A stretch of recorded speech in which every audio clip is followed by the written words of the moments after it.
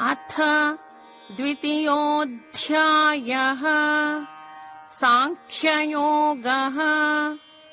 सञ्जय उवाच तं तथा कृपयाविष्टम् अश्रुपूर्णाकुलेक्षणम् विषीदम् तमिदम् वाक्यम् उवाच मधुसूदनः।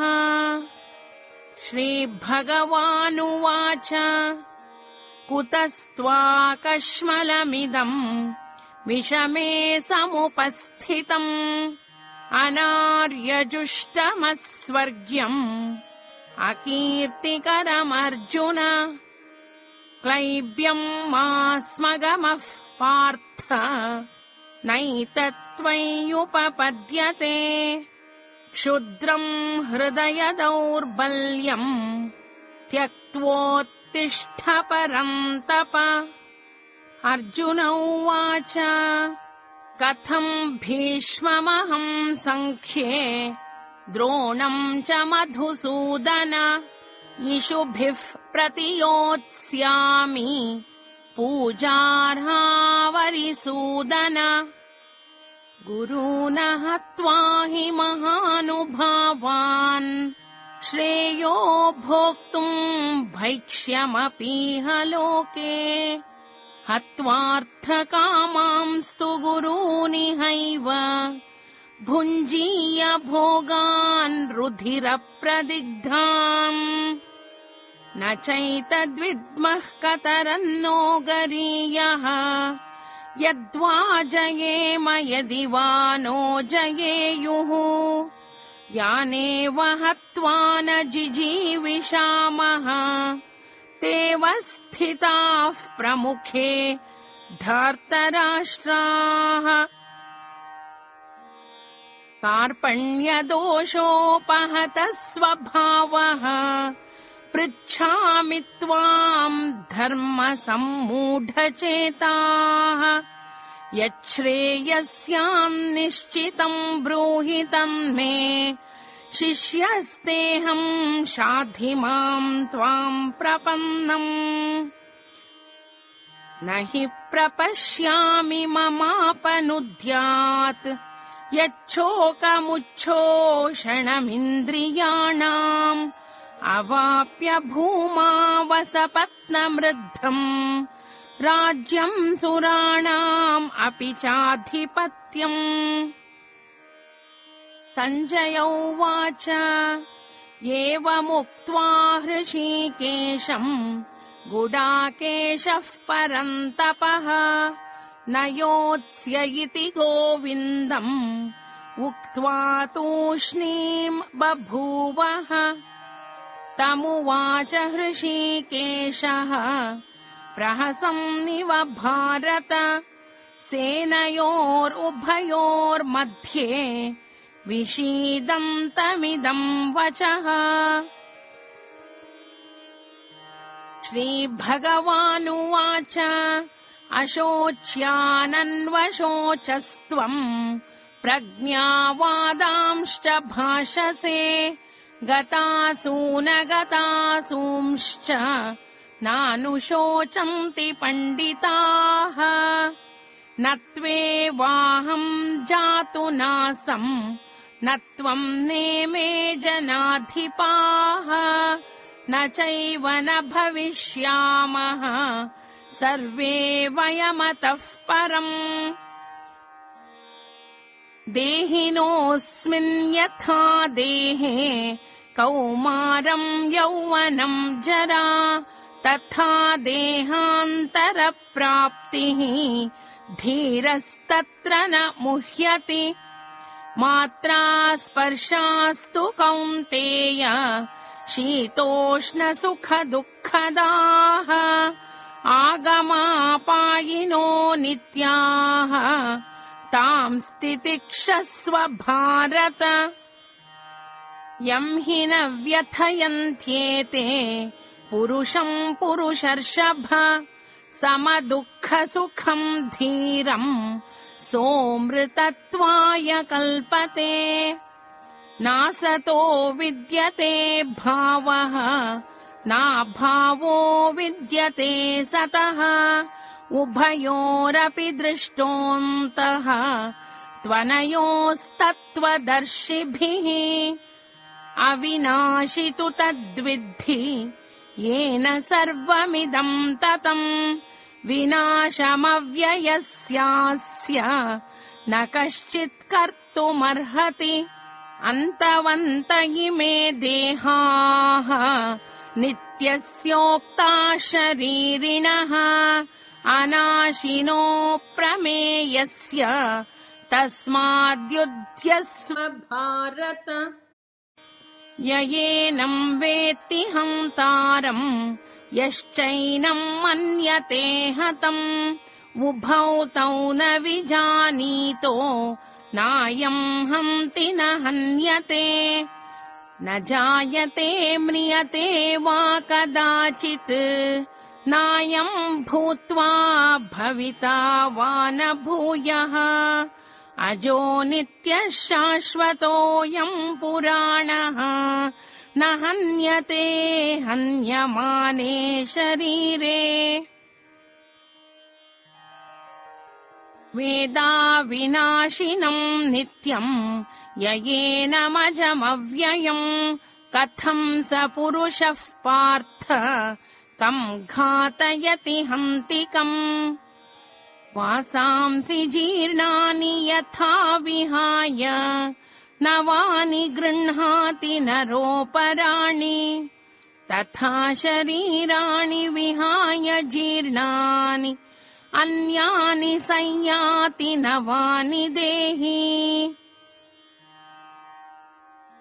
नैनं छिन्दन्ति शस्त्राणि नैनं दहति पावकः न चैनं क्लेदयन्त्यापः न शोषयति मारुतः अच्छेद्योऽयमदाह्योऽयम् अक्लेद्यो शोष्य एव च नित्यः सर्वगतस्थाणुः अचलोऽयं सनातनः अव्यक्तोऽयमचिन्त्योऽयम् अविकार्योऽयमुच्यते तस्मादेवं विदित्वैनं नानुशोचितुमर्हसि अथ चैनं नित्यजातं नित्यं वा मन्यसे मृतं तथापि त्वं महाबाहो नैवं शोचितुमर्हसि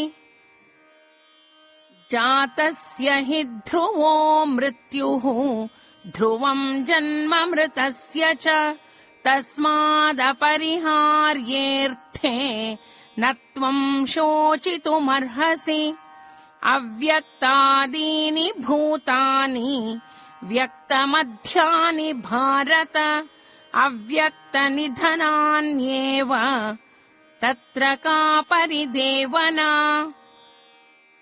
आश्चर्यवत् पश्यति कश्चिदेनम् आश्चर्यवद्वदति तथैव चान्यः आश्चर्यवच्चैनमन्यः शृणोति श्रुत्वाप्येनं वेद न चैव कश्चित्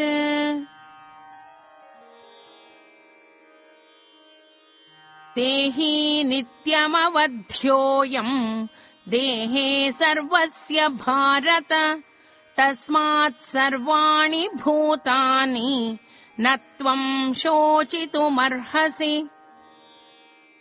स्वधर्ममपि चावेक्ष्य न विकम्पितुमर्हसि धर्म्याद्धियुद्धात् श्रेयोऽन्यत् क्षत्रियस्य न विद्यते यदृच्छया चोपपन्नम् स्वर्गद्वारमपावृतम् सुखिनः क्षत्रियाः पार्थ लभन्ते युद्धमीदृशम् अथ चेत्त्वमिमम् धर्म्यम् सङ्ग्रामम् न करिष्यसि ततः स्वधर्मम् कीर्तिम् च हित्वा पापमवाप्स्यसि अकीर्तिम् चापि भूतानि कथयिष्यन्ति ते व्ययाम् सम्भावितस्य च कीर्तिः मरणादतिरिच्यते भयाद्रणादुपरतम् मन्स्यन्ते त्वाम् महारथाः येषाम् च त्वम् बहुमतो भूत्वा यास्यसि लाघवम् अवाच्यवादांश्च बहून् वदिष्यन्ति तवाहिताः निन्दन्तस्तव सामर्थ्यम् ततो दुःखतरम् नु किम् हतो वा प्राप्स्यसि स्वर्गम् जित्वा वा भोक्ष्यसे महीम् तस्मादुत्तिष्ठ कौन्तेय युद्धाय कृतनिश्चयः सुखदुःखे समे कृत्वा लाभालाभौ जयाजयौ ततो युद्धाय युज्यस्व नैवम् पापमवाप्स्यसि येषा ते विहिता साङ्ख्ये बुद्धिर्योगे त्विमाम् शृणु बुद्ध्या युक्तो यया पार्थ कर्मबन्धम् प्रहास्यसि नेहाभिक्रमनाशोऽस्ति प्रत्यवायो न विद्यते स्वल्पमप्यस्य धर्मस्य त्रायते महतो भयात् व्यवसायात्मिका बुद्धिः एकेह कुरु नन्दन बहुशाखा ह्यनन्ताश्च बुद्धयो व्यवसायिनाम् यामिमाम् पुष्पिताम् वाचम् प्रवदन्त्यविपश्चितः वेदवादरताः पार्थ नान्यदस्तीति वादिनः कामात्मानः स्वर्गपराः जन्मकर्मफलप्रदाम् क्रियाविशेषबहुलाम् भोगैश्वर्यगतिम् प्रति भोगैश्वर्यप्रसक्तानाम् तयापहृतचेतसाम् व्यवसायात्मिका बुद्धिः समाधौ न विधीयते त्रैगुण्यविषया वेदाः निस्त्रैगुण्यो भवार्जुन निर्द्वन्द्वो नित्यसत्त्वस्थः निर्योगक्षेम आत्मवान् यावानर्थ उदपाने सर्वतः सम्प्लुतोदके तावान् सर्वेषु वेदेषु ब्राह्मणस्य विजानतः कर्मण्येवाधिकारस्ते मा फलेषु कदाचन मा कर्मफलहेतुर्भूः मा ते सङ्गोऽस्त्वकर्मणि योगस्थः कुरु कर्माणि सङ्गम् त्यक्त्वा धनञ्जय सिद्ध्यः सिद्ध्योः समो भूत्वा समत्वम् योग उच्यते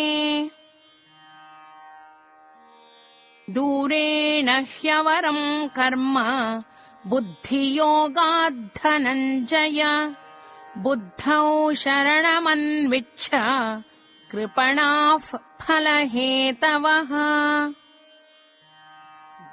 बुद्धियुक्तो जहातीह उभे सुकृतदुष्कृते तस्माद्योगाय युज्यस्व योगः कर्मसु कौशलम् कर्मजम् बुद्धियुक्ता हि फलम् त्यक्त्वा मनीषिणः जन्मबन्धविनिर्मुक्ताः पदम् गच्छन्त्यनामयम्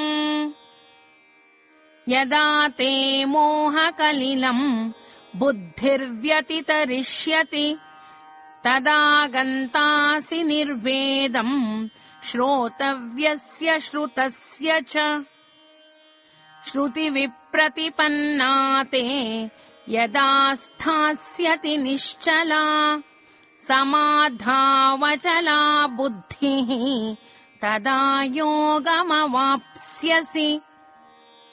अर्जुन उवाच स्थितप्रज्ञस्य का भाषा समाधिस्तस्य केशव स्थितधीः किं प्रभाषेत किमासीत व्रजेत किम्। श्रीभगवानुवाच प्रजहाति यदा कामान् सर्वान् पार्थमनोगतान् आत्मन्येवात्मना तुष्टः स्थितप्रज्ञस्तदोच्यते। दुःखेष्वनुद्विग्नमनाः सुखेषु विगतस्पृहः वीतरागभयक्रोधः स्थितधीर्मुनिरुच्यते। यः सर्वत्रानभिस्नेहः तत्तत्प्राप्य शुभाशुभम् नाभिनन्दति न द्वेष्टि तस्य प्रज्ञा प्रतिष्ठिता।